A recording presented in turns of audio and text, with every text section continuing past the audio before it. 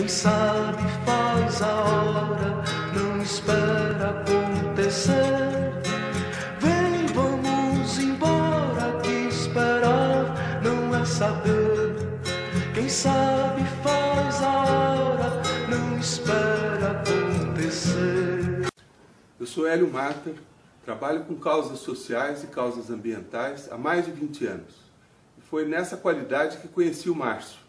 O Márcio como um grande ambientalista, uma pessoa preocupada com os outros, preocupada com a sociedade, preocupada com o meio ambiente, preocupada em fazer do mundo um lugar melhor para as pessoas viverem. Eu tenho certeza que o Márcio será um excelente prefeito. Aliás, seria um excelente prefeito em qualquer cidade que ele viesse a se candidatar. Será um bom gestor, será uma pessoa preocupada com todo o bem-estar da sociedade.